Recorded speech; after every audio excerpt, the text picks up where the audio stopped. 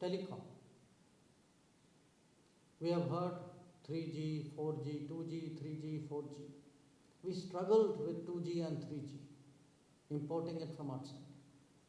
Today, India is deploying its own 5G, which is being rolled out in multiple cities.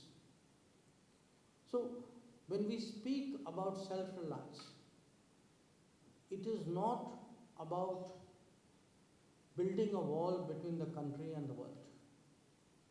It is actually believing in your own people, motivating them to come up with what actually their talent can do, supporting them where it is necessary. And sometimes when you are in a very difficult situation, actually thinking through your own solution. Now, during COVID, as a minister, I'm a member of a small group of ministers who deal with economic issues. During COVID, there was also a special group of ministers who were dealing with COVID. I was a member of that also. Now, we used to get advice from everywhere in the world, saying, to deal with COVID, you have to give money, you have to have a big stimulus package, you have to give money to companies who will then find ways of saving the economy. Prime Minister Modi listened to everybody. Then he did what he thought was the right solution.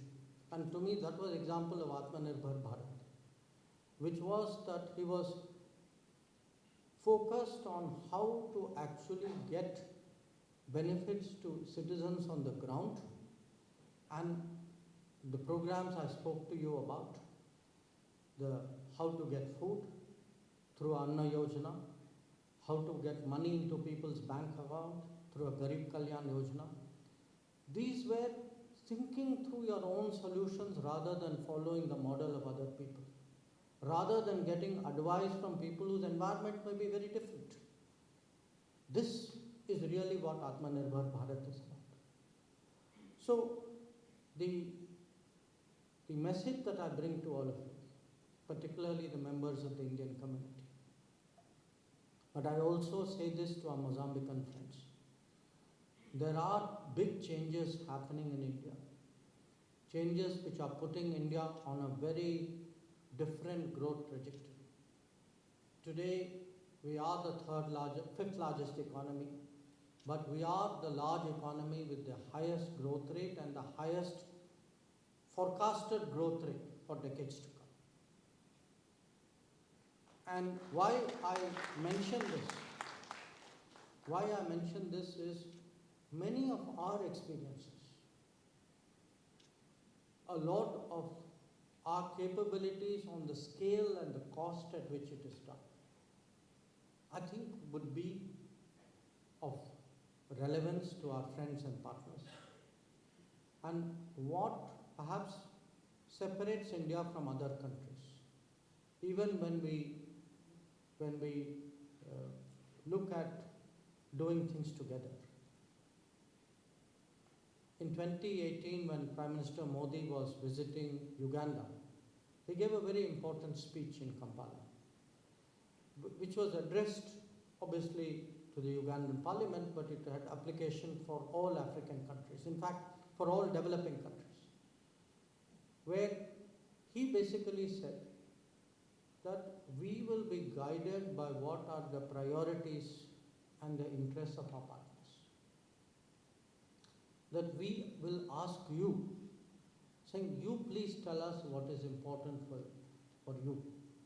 And if we can do it, if we have something there which is of value to you, we will be very honored to do it. So what has defined India's growing relationship today with Africa, and which is very, very visible in Mozambique, because Mozambique is among our most important and substantive relationships in Africa, is whatever we are doing, even the train ride that I took today.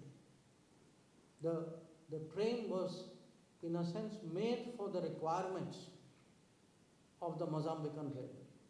I think even the specifications were changed for that. So that is really the value that India brings. And I think that has given us today a very different standing in the world. As I said, we've always been a very independent-minded country. At a time when things are quite difficult in the world, when situation requires it, it is important also to stand up and assert what is our right, what is our interest. And again, as I said, we do this not just for ourselves. We do it today because we are conscious that we belong to a fraternity of countries whose progress depends on each other. And therefore, for us, this relationship has a very, very special significance. So that is part of the reason why I am here today. I'm here carrying a message from Prime Minister Modi that India is ready today to take this relationship to a new level. But while we do all that, I also want to say to the Indian community that if the world is today having a very different view of India. It is a view partly economic, partly technology, what we have done on digital. To some extent, it is also influenced by what is our cultural messaging. I think International Day of Yoga has had a great impact.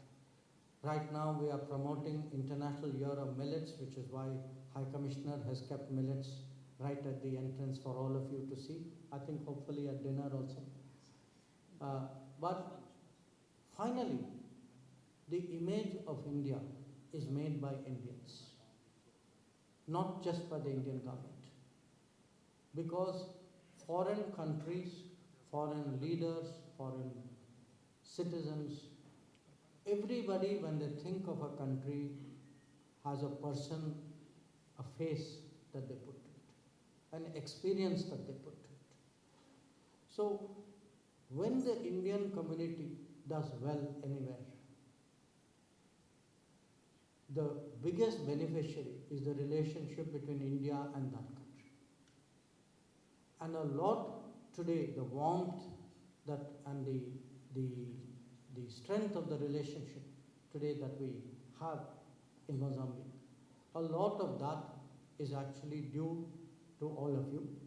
It is actually your contributions, I think particularly those who have lived here for a long time, but also those who have come here more recently, to those who have invested here, but to those who produce here, to those who trade out here, to those in different ways who contribute to the progress and development of this society. That it is your image, your, I would say, impression that you have left, which actually makes my task easier. So I am here in many ways to thank you, because very, very few foreign ministers in the world can say that they have as much community support across the world as I can. So really, I thank you, High Commissioner. I thank all members of the community. I thank our colleagues and friends from the government of Mozambique, all our well-wishers, that you have spared time, you have joined us today. And I am very confident that in the meetings I will be doing in the course of the next 2 days, we will be discussing ways and means how to take this relationship to a higher level. In my last visit, as I said, when you come with Prime Minister, you kind of go through countries so fast that it's not always possible to spend time and to really appreciate a lot of what the community has done here. This time I think I will have hopefully a little bit more time on my hands. I expect to see some of you in different places. I think I've already met some of you earlier in the evening. So once again, I want to say what a great pleasure it is to be with all of you. Many, many thanks.